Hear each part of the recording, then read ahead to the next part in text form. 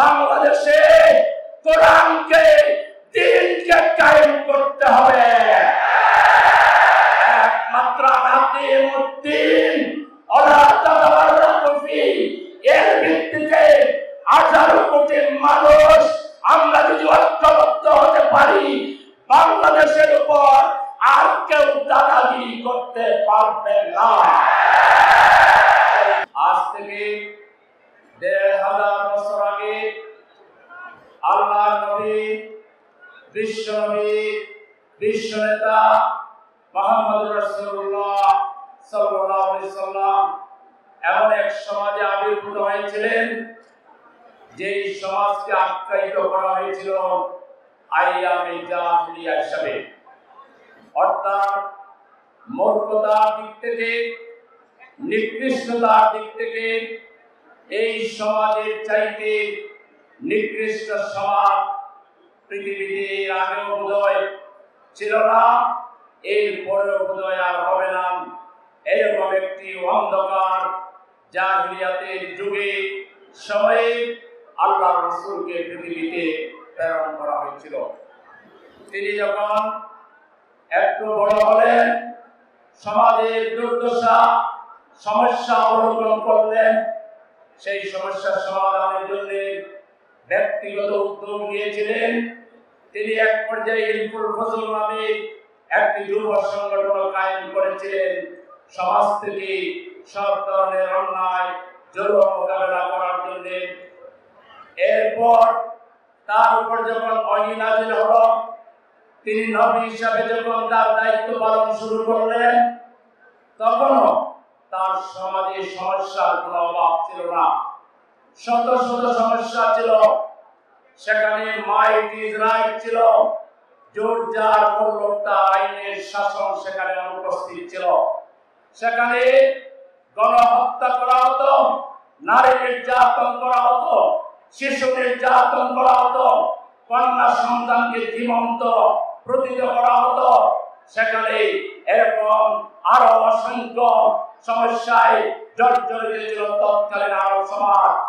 কিন্তু আল্লাহ রাসূল সেই দিকে নজর না দিয়ে তিনি এক দফা কর্মসূচি ঘোষণা করেছিলেন। মানুষ প্রথমে বুঝতে পারেনি এত সমস্যা, এত জঞ্জাল, কিন্তু তিনি কোনো দিকে কোনো সমস্যার কথা উল্লেখ না করে একটা মাত্র সমস্যা, একটা মাত্র সমাধান তিনি জাতির সামনে পেশ করেছিলেন। সেটি ছিল কওলু লা ইলাহা ইল্লাল্লাহ তুফলিহুন। তোমরা সবাই লা ইলাহা ইল্লাল্লাহ পড়ো, তাহলে তোমরা সফলকাম হয়ে যাবে। আল্লাহ রাসূলের কাছে পবিত্র কোরআন নাযিল হওয়া শুরু হলো।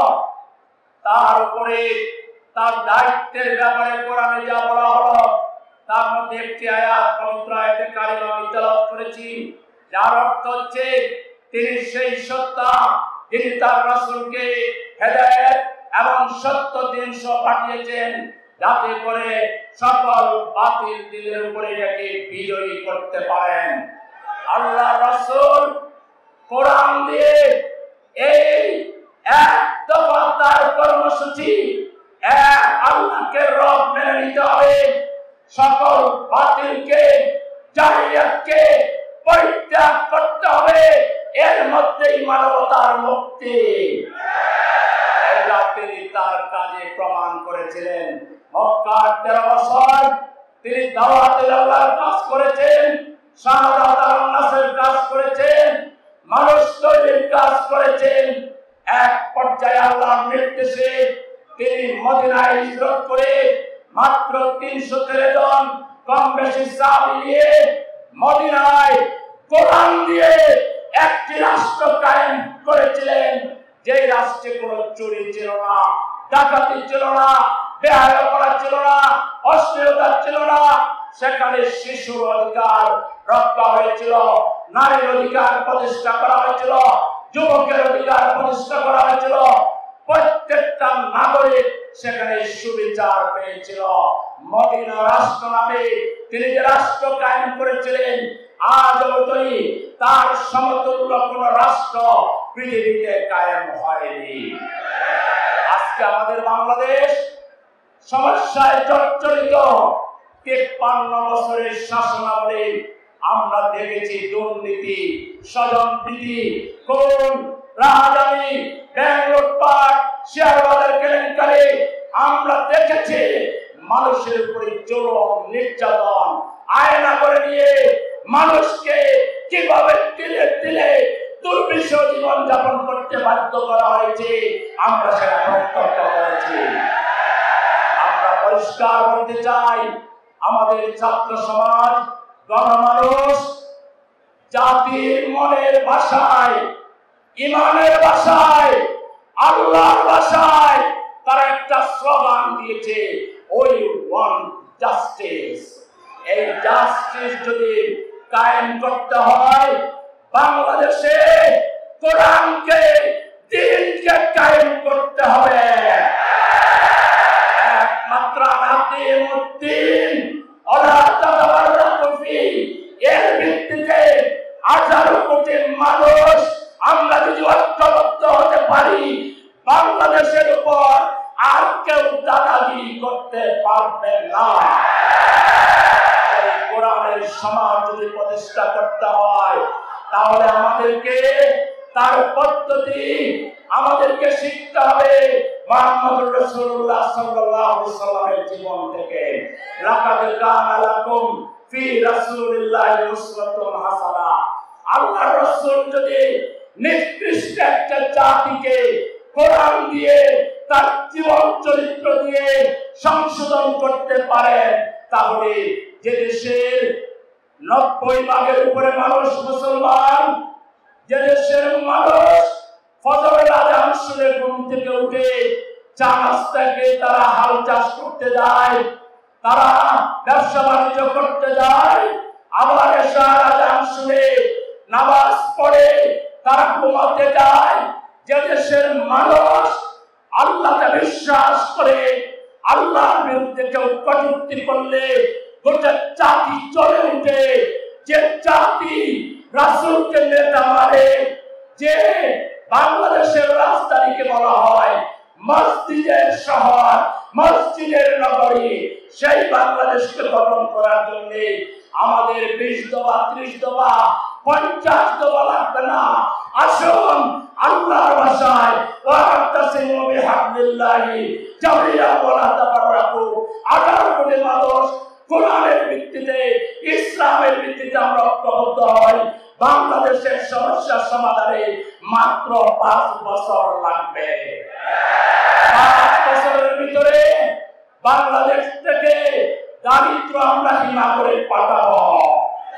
5 বছর লাগবে না, 2 বছরের ভিতরে সন্ত্রাসীদেরকে সন্ত্রাসের অস্ত্র পায়ের নিচে বাধ্য করব। বাংলাদেশে আর কোন সন্ত্রাস চলবে না, কোন খুন হবে না, রাজনীতি হবে না। বাংলাদেশ সোনার বাংলাদেশে পরিণত হবে। সেই ধরনের একটা বাংলাদেশ প্রতিষ্ঠায় আমাদেরকে জনগণের কাছে যেতে হবে, দাওয়াত দিতে হবে, ইসলামের সৌন্দর্য তুলে ধরতে হবে, রাসূলের আদর্শ তুলে ধরতে হবে। আজকের শ্রোতা মণ্ডলীকে জিজ্ঞাসা করতে চাই, বাংলাদেশকে আধুনিক কল্যাণ রাষ্ট্রে পরিণত করার জন্য ইসলামের ভিত্তিতে শিক্ষা ব্যবস্থা, সংস্কৃতি, রাজনীতি, অর্থনীতি, তামাদ্দুনের সব দিককে তৈরি করার জন্য আমাদেরকে যদি আরো পরিশ্রম করতে হয়, আরো ত্যাগ স্বীকার করতে হয়, প্রয়োজনে বাংলাদেশের স্বাধীনতা রক্ষার জন্য, ইসলাম রক্ষার জন্য আমাদেরকে যদি জীবন দিতে হয়, আপনারা কি রাজি আছেন? সুতরাং এই ঐক্যবদ্ধ ইসলাম জনতাকে, তৌহিদি জনতাকে রক্ষতে পারে এমন শক্তি বাংলাদেশে নাসরুন মিনাল্লাহ, অবাধ্যম কারীম। আমাদের বিজয় এসেছে, চূড়ান্ত বিজয়ের যাত্রা আজকে থেকে শুরু হলো। ইনশাআল্লাহ এই বাংলার 58,000 বর্গ কিলোমিটার মাটিতে কোরআনের পতাকা পথ পথ করে উঠবে ইনশাআল্লাহ। আমরা সেই দিনের জন্য ধৈর্য ধারণ করবো, মিলেমিশে চলবো, বাংলার জনগণকে আমরা ভালোবাসবো, তাদের কল্যাণে কাজ করবো। আল্লাহ তাআলা আমাদেরকে সেই তৌফিক দান করুন। খোদা হাফেজ। বাংলাদেশ জিন্দাবাদ। বাংলাদেশ জামাত ইসলামী জিন্দাবাদ।